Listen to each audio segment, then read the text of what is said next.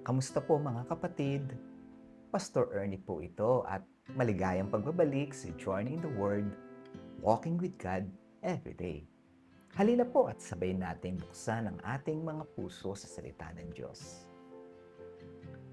Kapatid, hindi po lahat ng sugat ng kalooban ay dulot ng masasakit na salita. Kung minsan po kasi, ang pinakamasakit ay ang katahimikan. May mga tao po kasing kapag nasaktan, hindi sumisigaw, hindi nakikipag-away, tahimik lang. Hindi namamansin, hindi kumikibo, hindi nakikipag-usap. At minsan, hindi lang po isang araw yun tumatagal. Maabot pa ng isang linggo o buwan. Minsan may inaabot pa ng taon. At baka kailangan nating tanungin ang ating sarili today.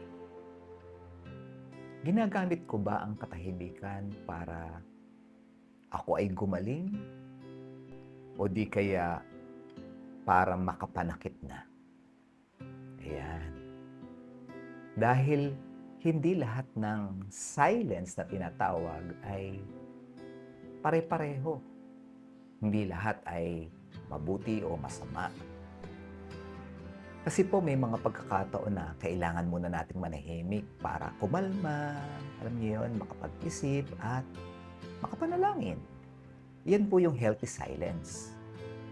Pero iba din naman yung tinatawag na silent treatment. Yung healthy silence kasi it creates space for healing. Pero itong silent treatment, it creates distance to punish. Kapag ginagamit natin ang katahimikan para iparamdam sa isang tao na nasaktan tayo at gusto nating maramdaman din niya ang sakit, kapatid, asan doon ang healing? Hindi yun healing. Nagiging sandata na yan, yung katahimikan na yan. At kapag paulit-ulit natin itong ginagawa, unti-unting tumitigas ang ating puso. Mas madali nang umiwas kaysa makipag-usap. Mas madaling manahimik kaysa magpatawad. Mas madaling magtanim ng sama ng loob kaysa gumawa ng unang hakbang. Pakinggan po natin ang sinabi ni Pablo sa Ephesians chapter 4 verse 26. Sabi rito, be angry and do not sin. Ito, do not let the sun go down on your anger. Kapatid, hindi sinasabi ni Pablo na hindi tayo maaaring magalit. May mga bagay talagang masakit. May mga pagkakataong makatwiran lang, masaktan. Pero ang warning niya, huwag mong hayaang manatili ang galit o di kaya ay sama ng loob. Dahil kapag hindi natin hinarap ang conflict, hindi ibig sabihin na nawala na ito. Madalas, lumalalim lang. Ang sugat ay nagiging resentment at ang resentment ay nagiging isang wall, isang pader. Isipin na lang natin si Jesus. Maraming beses siyang tinanggihan, sinaktan at hindi naunawaan. Pero hindi niya isinara ang kanyang puso. Sa halip, siya ang gumagawa ng unang hakbang upang maibalik ang ating relasyon sa Diyos. Kahit pa tayo ay lumalayo, siya ang lumalapit. Amen? Iyan ang puso ng reconciliation. Hindi ibig sabihin na kailangan nating ipilit ang isang relationship na hindi pa okay o healthy. Hindi rin ibig sabihin na kailangan nating kalimutan agad ang sakit.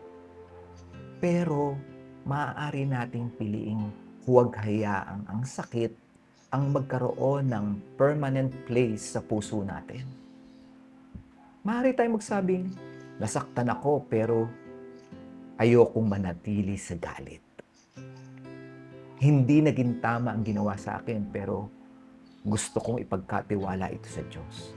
At kung maaari kapatid, gumawa tayo ng isang hakbang patungo sa reconciliation. Amen po. Dahil reconciliation does not always remove the pain, but it opens the door for healing to begin. Kaya ito ang gusto kong tandaan natin. A heart that seeks reconciliation chooses healing over silent treatment. Amen po? Sige po, mag-heart check tayo. Tanungin natin ang ating sarili. May tao ba akong matagal ko nang hindi kinakausap dahil masama ang loob sa kanya? Ginagamit ko ba ang katahimikan para parusahan o pagdusahin ang iba? May galit ba akong matagal nang kinikimkim?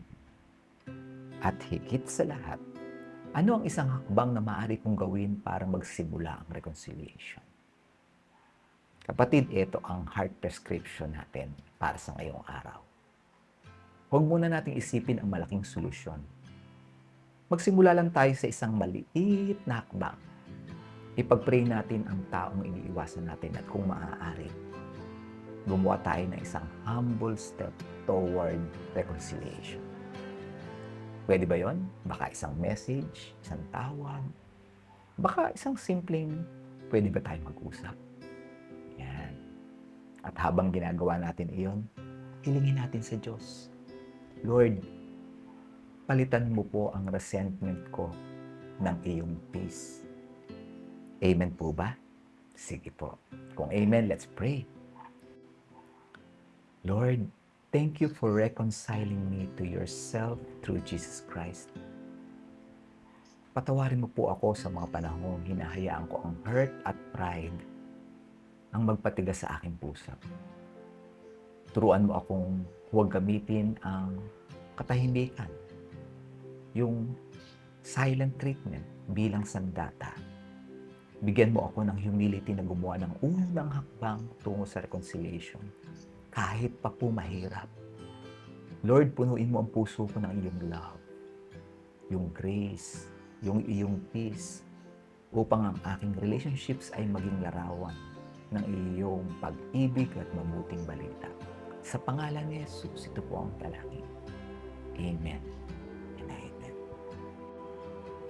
Kapatid, maraming salamat po sa pagsama ninyo sa Heart Check. At tandaan po natin, hindi lahat ng katahimikan ay kapayapaan. Minsan ang kapayapaan ay nagsisimula kapag may isang taong handang gumawa ng unang hakbang.